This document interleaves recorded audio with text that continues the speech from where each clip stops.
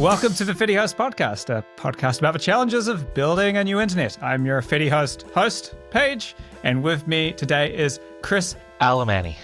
Alemany. Yeah. I've never heard that last name before. It's Spanish. It means from Germany in Spanish. Alemany. Yeah, okay. Yeah. I'm going to thank living in Montreal for actually understanding that. Yeah, not common in Canada. Yeah, I love that your last name is a Spanish last name. It means your family immigrated at some point before that from another country. So you've got barbarians in your history, probably. Yes, yeah. To get things started, it might be good to kind of introduce you with a question. Why do you have a old computer underneath your stairs? Why do I have... Well, number one, I'm cheap. I like to do things affordably.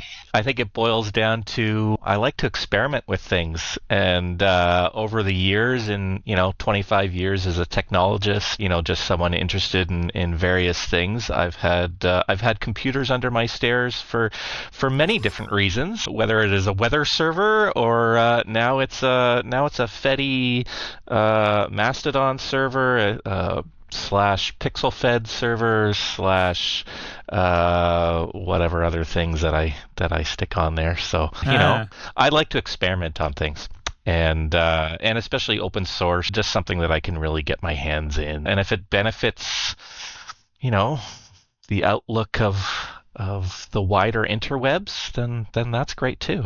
Are you the sort of person who kind of hosts the Plex for the network of friends? I haven't gone that route. I have friends with Plex accounts. Uh-huh. I definitely host a few people's websites and all that kind of good stuff. You just you gather like-minded people and they're like, oh yeah, I'll get some space on that little old computer. Sure, that sounds fun. You're a fediverse host yourself. It's good to hear.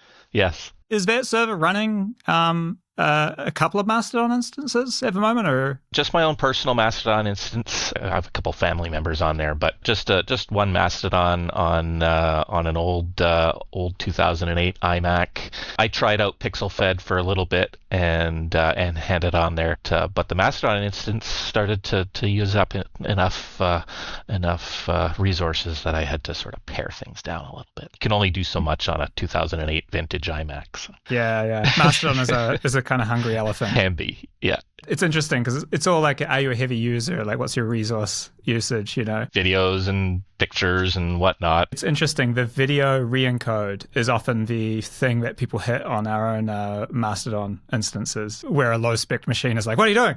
Oh my God. And I'm also like, it's also a weather server, which I have a webcam, 3 webcams attached to up until a little while ago. So it was doing a whole bunch of video stuff, and it was way too much. So now it's just Mastodon. I really enjoyed your FediCon talk, kind of walking through the process of heading to Ottawa.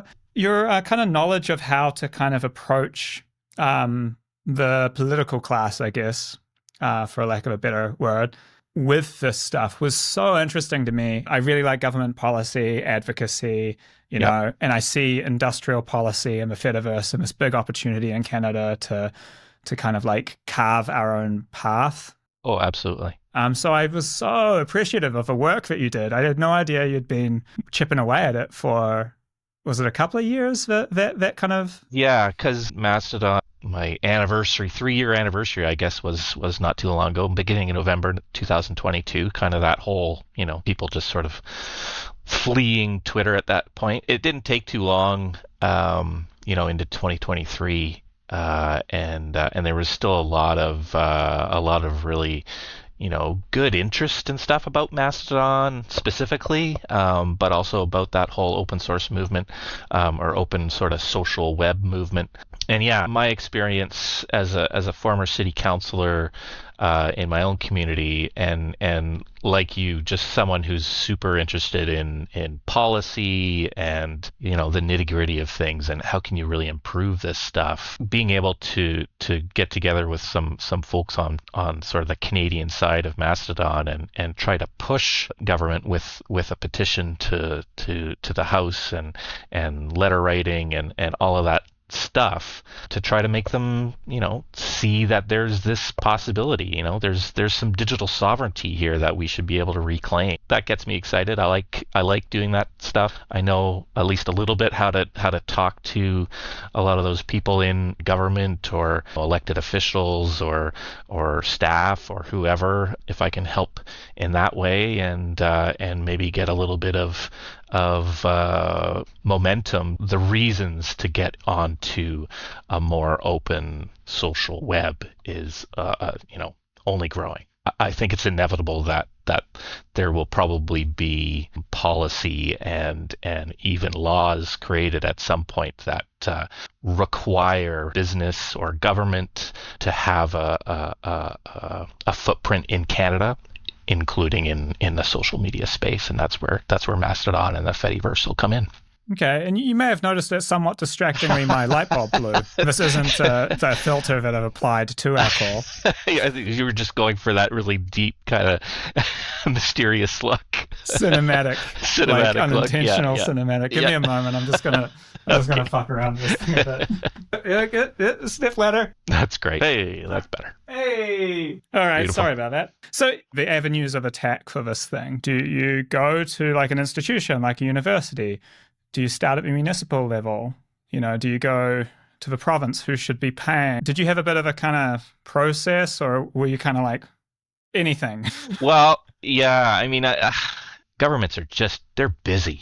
And if it's not on their radar, the likelihood of you coming up and sort of attracting any attention is super slim. So scattershot approach, I think, is the best approach.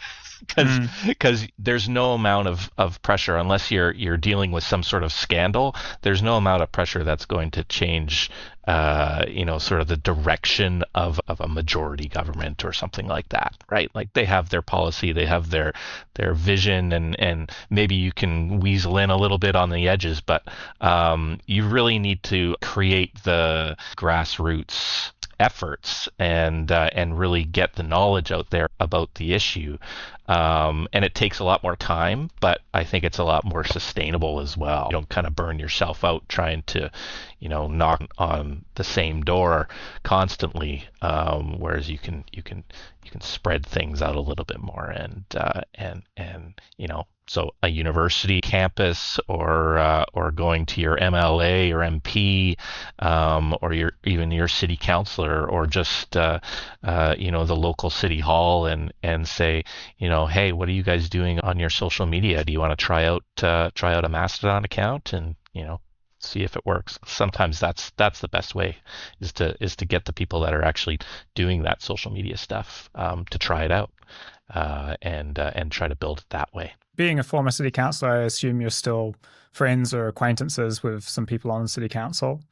Did you go, hey, come over to my place and we'll set you up with an account? I certainly did. A lot of people are interested, especially in local politics. The need to use Facebook for all manner of communication is real for people, but at the same time, the level of vitriol and abuse that people take from that platform especially is just off the charts. So they're really interested in alternatives. They're also really busy and can't necessarily carve out that time to be able to use something else. But I think there's a real interest in an alternative, and it's just trying to get enough people to try it out. How do you feel? I mean, I feel like I kind of already know the answer to this question, having like been involved in advising politicians on things over the years. You could, on your Facebook page, say, hey, I'm using a Canadian platform now, elbows up and all that. I won't be replying to comments on here. I will be over there. Generally, the communications world's advice is like to go to where the public are. So it kind of flies against that. Like, how do you feel about it? For the politician you're talking about, it's that balancing act, and it is a personal choice if they want to kind of make that stand and say, this is about, Canadian sovereignty or my own personal digital sovereignty. Please come and see me on this other platform that I'm using, and they can put that up on their Facebook profile or whatever. But yeah, again, it's the moment we're in now. like I said before, there's so many reasons that are building to be able to convince people and get them to try something new, even though, but I actually looked it up this morning. 80% of people in Canada, 80% of the population Mhm. has a Facebook account. So certainly, the marketers are right. Like you do have to go where the people are because that is where they are. But are they even seeing you through all of the ads and the timeline and everything else and just scrolling through? How much time do their eyeballs actually spend looking at your stuff? If you've got a city council with a couple of city councillors who are on Mastodon at least, or, they've added it to their Hootsuite, posting platform, which I often say is one of the advantages of Mastodon. Generally, it's on the free plans and it doesn't Yeah. cost anything to throw it in there, right? Once you get to that stage, does it kind of feed back into the administration of the city a bit where it's like, Yeah. now we can justify maybe we want an instance for the Yeah. city? Or I mean, I've tried at least in my own city to convince the city staff to have an instance, and that's still a bridge too far. The knowledge just isn't there yet. They just sort of say, you know, server what? Like we do everything on Microsoft, right? I don't know what yeah. you're talking about. We're in the cloud, so that's going to be another level. Maybe that's something, at least from the political standpoint or a government kind of standpoint, would really have to be pushed through legislation or regulation, saying a local government should have X amount of information published through a local social sphere, right? And then there would be the impetus for them to hire someone who knows how to do that kind of stuff and that's that kind of thing. But certainly, being able to say, here's two counselors that are on Mastodon. Hey, Department of Engineering, why don't you pop up a Mastodon account? You can put up the things that you're doing in a day, and you don't have to worry about Twitter and Facebook and all that stuff. And that's the low hanging fruit kind of stuff, right? To get it into the staff kind of level and get them kind of thinking about it. How do you like this for messaging, just off the top of my head? A motion that where possible, a Canadian alternative is prioritized for social media posting. Yeah, It gets it across without talking about a server. exactly. Because, yeah, you're right. The interesting thing with communications people is they're very much like ahead of the curve in terms of like they're on crazy social networks early, following people. They know accounts and influencers and all that sort of stuff. But they are not technologists. And so they're very fuddy-duddy and kind of behind the curve when it comes to like emergent technology. They're going to be all over it in 10 years. They'll know more than me. Yeah, yeah, exactly. But for now, yeah. Until it hits that critical point, right? When I was on council, there was always the, oh, are we using local contractors for our, fixing up X street, right? Like we should be hiring only local people. Well, why not a local social media server or something, a social media presence? So saying something like, I move that the city of Port Alberni have a local social media presence so that we can speak to our people locally, and it's not through Twitter and Facebook and the evil outside world. yeah, I assume most people be like, well, that's all there is. And you Yeah, can almost be like, well, say it wasn't. yeah, Like, exactly. Yeah. would you? And they're like, well, yeah. And you're like, well, good news. Good news. Here it is. Like, you got me. You can. In all fairness, you can say, like, it's one staff member for a couple of days. It's not like you're asking them to put in a new municipal pool. Well, and there are enough instances out there now that, whether it's Mastodon Canada or something regional or something more specific, there's lots of options now that any city could pop onto a Canadian Mastodon server or something and create an account. It's not too big an ask. The other kind of justification I've often deployed towards local government is that, Twitter and Facebook especially, they're not truly public websites. If someone doesn't have an account or they can't access their account for some reason, they haven't logged into their device or whatever. Say there's a tourist going through town and they're looking for information about, updates that are happening, on a highway that goes through town or something, and there's a fire department post or something only on Facebook. They're probably not going to be able to find that fire department Facebook page, right? Mm-hmm. Whereas if it was on a public website, which any Mastodon instance or a Fediverse instance is, then it can actually be found. It can be easily searchable on the public internet, right? So that's often what I say is, these aren't actually public websites. People need to log into them, and people will understand that. They understand, logging into stuff is a pain in the butt, and there's lots of reasons why you can't necessarily get onto a website. And if it is just a public website and something that can live on their homepage, on a city homepage or a fire department's homepage and be searchable, then that's more accessible. And it checks off that sort of public accountability piece, that government needs to always be aware of, that their information is truly available to the public, and that means not just the constituents who know about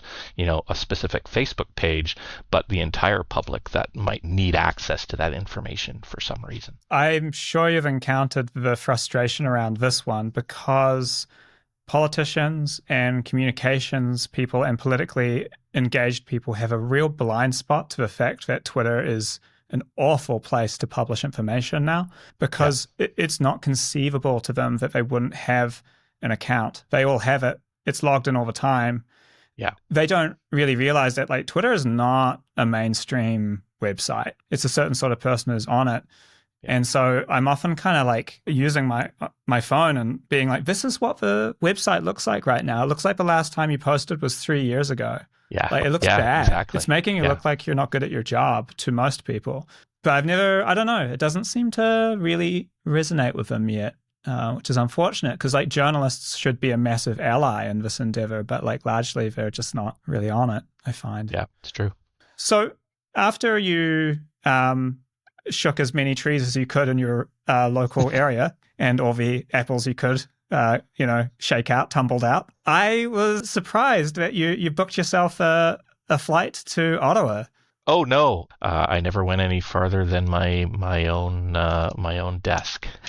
Naturally, as a as a technologist. Technologist, yeah. But I mean, I've talked certainly to my MP about it, and he was able to present it in the House of Commons, the petition, once it was successful. The Senator Paul Atix on Mastodon, Senator Paula, she's been super helpful. What did the petition ask, and how was it received? The petition asked that the Canadian government essentially create a government-run server or group of servers, and essentially provide that service to government employees and to government entities to act as a Canadian source, a trusted Canadian source of social media content, like they do with email, like they do with their websites, like they do with live streaming the House of Commons and the Senate and all that stuff. Create these social media presences so that Canadians could go to a public website, like I was talking about, and know that yes, this is the public accounts person of whatever government, or this is the budget officer, or all of those spaces should have their own trusted government-run space. That was really what the petition was about. The response from two kind of spaces. So there's the response from my MP as the sponsoring MP who brought it to the House very kindly. It's his job, of course. There's lots of petitions that he sponsors, and he does that. His response was interesting because he was just really interested in it, not being a technologist at all. Obviously, he has a Twitter account and a Facebook and all of that kind of stuff, and he knows what's going on there. But he was interested, right, and sort of quizzical about it all, and kind of like what are you kind of getting across? So he was really interested in it. That doesn't mean he wasn't actually interested enough to create a Mastodon account. So still working on that, but that was good. I mean, it was good that he was willing. Of course, he was willing to present it, but he was willing to do it in a way that I think he got it. He understood the reasoning behind it. He understands the sovereignty question behind it as well, especially now. But then, of course, there's the response from government. I don't know if you know the process of those petitions. You get a certain number of people to sign on, and you get it presented in the House, and then the government has a certain amount of time to respond. They can respond by actually doing something or just with a statement, right? So their statement essentially was that, how can I sum it up? They they had the Digital Safety Act, I think it was called, Digital Online Safety Act, that they were talking about for a long time. That was kind of part of their policy. So they sort of talked around that a little bit. Didn't really address the issue of a space that could be created for government. But then they essentially said that government and government departments and parliament essentially all have they're all separate in the eyes of parliament. They all are independent bodies, so they all sort of have to make that decision themselves whether they wanted to create this space, which I thought was an interesting kind of way of getting around it, I guess. But it gave me an idea, because after that, what we ended up doing was creating a letter writing campaign that encouraged the Speaker of the House of Commons and the Speaker of the Senate, who are in charge of basically spending the money in Parliament, right? So they actually, create the budgets that actually, do things inside of Parliament, like email servers and web servers and all that stuff, all that internal stuff. So we directed the letter at them as the people who create the budget to be able to do this stuff. And I think that's probably a good way of approaching it moving forward, rather than sort of the political angle of creating the House of Commons petition, trying to get to the second level of committees that are actually engaged in the services of Parliament, talking to them and saying, hey, this is a service that Parliament should be providing to parliamentarians and staff and governments. Why don't you take a look at this? So we did that, and the Speaker, I think the Speaker of the House was the only one who responded directly, or their office, and they sort of said the same thing as the government. They were like, oh well, MPs are free to do whatever they want, and we're really busy, and maybe we'll look at it some other time. But you can push at them. So we'll keep pushing. Yeah, it's interesting. You're just kind of like, does this work? At some point someone's like, cool, I like it. And you can get that line item right between like Post-it notes and blue pens. You can get, Mastodon trial. Yeah. Well, and now, like, that was last fall when we did the open letter and to the Speaker and stuff. God, everything has changed since then. So now might be a good time to poke them again. What would that poke be? Like, what's the next I think angle? The poke is all about digital sovereignty. I think it's all about creating a Canadian space, creating Canadian spaces. Heck, make it a nation-building project. I don't know. Get us on the list. Digital pipeline. Right? Digital pipeline, communications pipeline. Here we go. Yeah, I think we can poke the new government, especially because they're new, right? New Mark Carney government, new priority, new people, new Speaker. Who knows? You can poke them again and see what they say this time. I like the idea that you would go to the instance of the federal government and it would say, Justin Trudeau has moved to Justin at trudeau.ca. Justin at katieperry.com. katiefans.social. And then, see Mark Carney. I mean, it's a cool future, right? The portability of an account. That's a strange example of like what I kind of hope happens, because you have that, the real Donald Trump at whatever, and it's like, I mean, you have that like presidential Twitter account, and it's like, yeah, you could swap in to the account and actually have it be your account, and then when you're finished, swap back out again and become a member of a public and go shopping at Canadian Tire and hang out with pop stars. What do you think your specific ask would be? Like funding for this? Like support for universities to research it, or? I think it's easy enough to ask them to create, as far as the federal government goes, because they have the resources, to create a requirement, like make it part of an act or part of a regulation for, sort of on the same level. And I'm not really up on EU law, but sort of on that same kind of idea of sovereignty. So, require government to have a social instance in Canada that's controlled by them as government bodies or by the government of Canada or something, and ensure that public information is coming from a Canadian public source, all the way down the line from the first thing on. So not specifying Mastodon, not specifying a technology or a platform or a specific server, but being very general about it and say, this should be a Canadian service, and it should be provided to Canadians by Canadians. You can kind of see how people in the public service, there's thousands of people in the public service who like this stuff.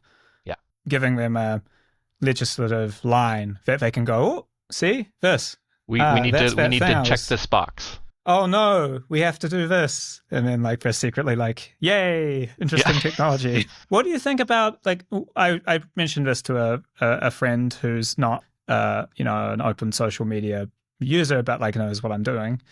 And he was like, well, what if the feds kind of made a pot of funding available for like municipalities wanting, or lower levels of government wanting to set up something? It's like, yeah, we've got a pilot program and the budget is this allocation, for the next couple of years. And it's like, so that a person working at the Villa Montreal could be like, oh, I just need to fill out this form, we'll get a few $1,000s. And it's enough to spin up a instance or something, and they can have their own social presence.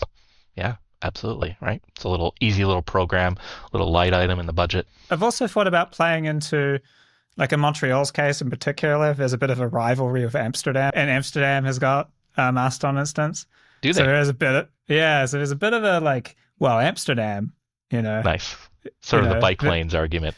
It's the bike lanes. They're always squabbling over the bike lanes, like who's got the better bike lanes, and then be like, well, who's got the open social? And I think that's powerful. It's always powerful to have examples to point at and say, these guys are doing it just a little bit better than us. Can we do this? That's always powerful. It's always hard to get that first in, domestically. But as soon as you do, if we can convince just one city or one province or one department in the government of Canada to open up a Mastodon account, then Bob's your uncle. We're home free, because then we can actually point to something and say, yeah, this department is using it. Why aren't you? Well, we had several city councillors and a mayoral candidate on Mastodon this last election here. And so I feel like you can kind of see it coming, because it's like, oh, so those people get it. Yeah.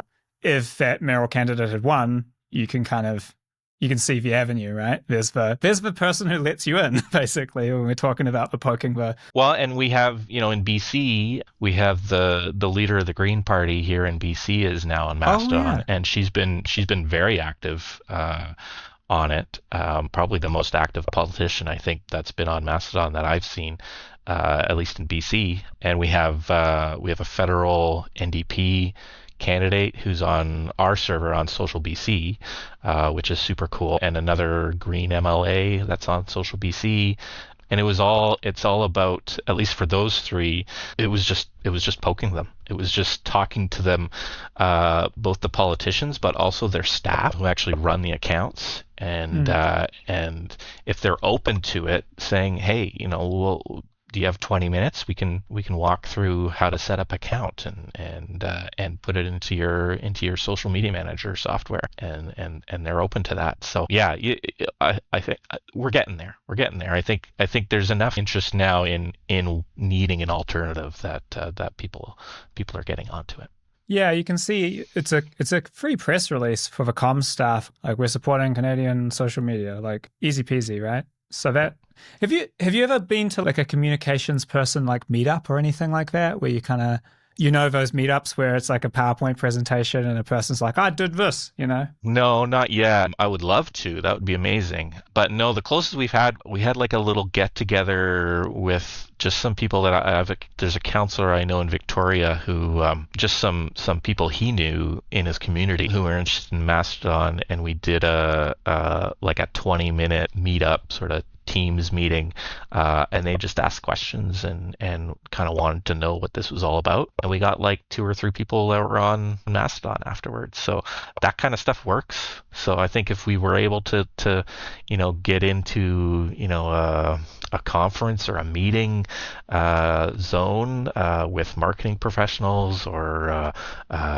communications people, political communications people, to really talk about Mastodon and about the social web, I think that could bear fruit for sure. I liked your like when you talked before about the purpose or where it fits in. I have tried the line of saying to communications people, you know how you'll have a tweet or a Facebook post, and then you'll have at the bottom the link to be like, read more on our website. Kind of tried to explain to them, yeah, it's kind of filling that hole of like, here's our original thing for kind of official social media post that's for all time, that's on our server, it's not going away, and it's locked in.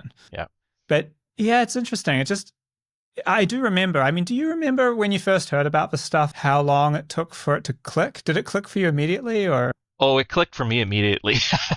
Okay. I only realized Mastodon existed in about October or September 2022. That was the first time I had heard of it. And when I made my account, the first account I had was on Mastodon Canada. Well, like I said in my FediCon presentation, it was like I was a newborn baby on the internet again. I was in a state of awe, kind of realizing what the implications were of being able to connect all of these different platforms, to have the social media face that we've all come to know, and have that really truly embedded into the web and be interconnected so completely in a public space and in a user controlled space. It was really powerful. So yeah, it kind of dawned on me pretty fast. But I'm also of a certain age, where I literally, 1998 was when I was coming out of high school, and it was, it was the dawn of the internet. It was really taking off, right? So that whole .com boom and everything. So that might be unique to my very small demographic. The old timers who still remember the internet that I was going to be good. remember it was just a list of links. I think with the trade war with the United States and sort of everything that's happening in the world around sort of deglobalization, that this is a step back to something that's a little bit more cooperative, and as far as the web is concerned and social media is concerned, you can't imagine Facebook or Twitter coming out to anything like this. Like this is something completely different. It's something that I think the web was made for. So seeing Mastodon sort of starting at least to come into its own, and all of the other platforms that are starting to come up, PeerTube, Loops, all of this stuff. I think there's just going to be more and more really exciting platforms that come out of the woodwork. Something will catch fire. It might not be Mastodon, it might not be PeerTube, who knows what it might be, but I think it's inevitable that something will catch fire, because as the main social networks that everybody is using are becoming more and more locked down and just hellscapes, people will find the alternative, and they'll use it, and when it happens, it'll be very quick, I think.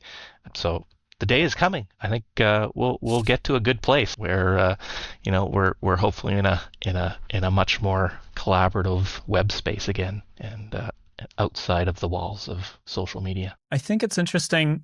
The intention of the original internet was not for companies from one or two particular countries to completely dominate the internet and for them to become what the internet is. Although we think of the 2015 internet as like global and open, it actually kind of wasn't. It wasn't distributed. And Exactly. a rethink of this, it would enable something closer to the intention. And that might be a happier internet, an internet where you... I hope so.